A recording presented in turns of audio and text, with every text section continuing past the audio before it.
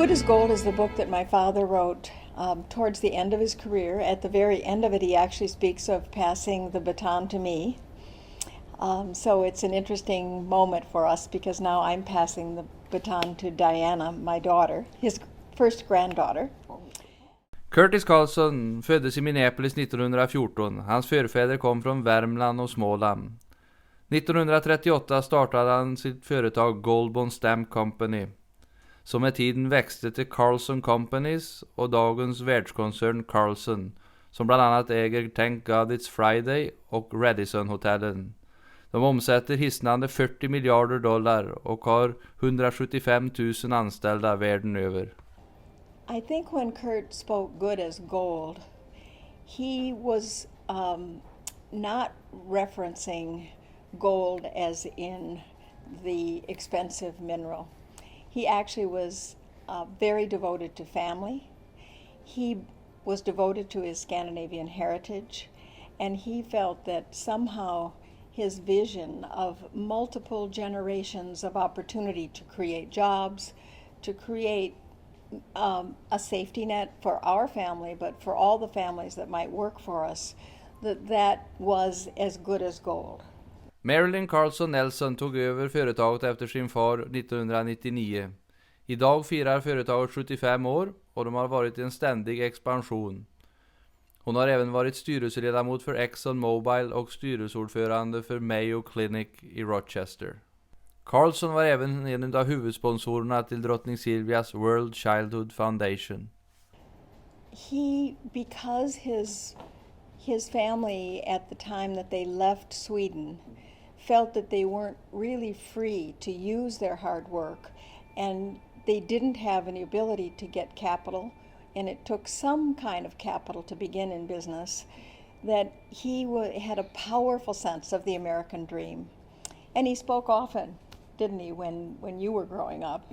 Absolutely. I also think it's interesting hearing that right now and looking at what America is facing and many of the countries in Europe in terms of job creation and employment, that I think a lot of people wish that there were more people thinking how noble it would be to create jobs and working in that way. Frågan till Marilyn är om den amerikanska drömmen som hon levt fortfarande lever. I think it's absolutely still alive. I think today maybe we forgot what hard work it takes to realize the dream. We've become so real time, and a lot of young people, I think, find it takes a long time to invent something successfully. You have to have quite a few failures before you have a success.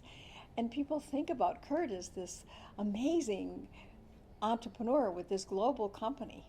He started the company in 1938, and he really didn't have big success until after I graduated from college in 1961. So this was not a 5-year or 10-year. This was staying at it, working, as he said, hard every day, teaching all of us that you keep the vision, you don't give up, you believe in yourself, you believe in your people, and you try to bring something important to the world.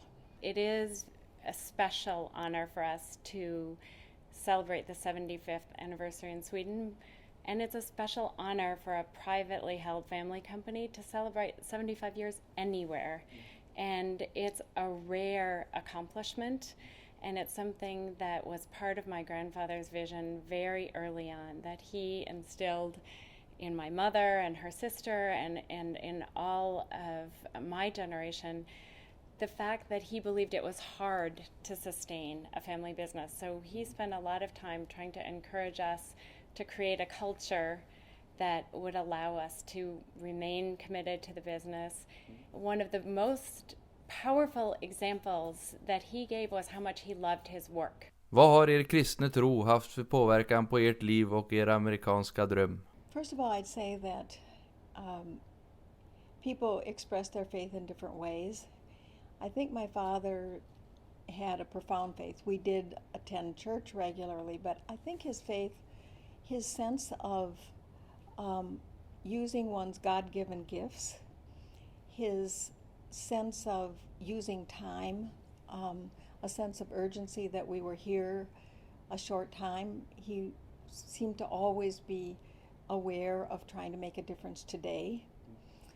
I think that his feeling that he was, and teaching us that we're a living link between the past and the future. There's something very spiritual about recognizing that line of your grandparents, your parents, your children.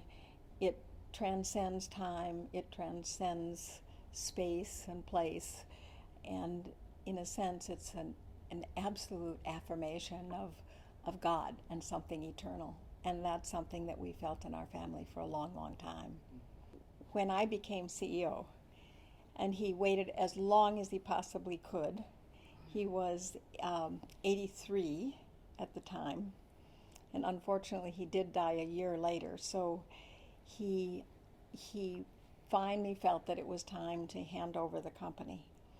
And at a very wonderful celebration with 5,000 people in attendance, and at that point the first President Bush was also standing on the stage.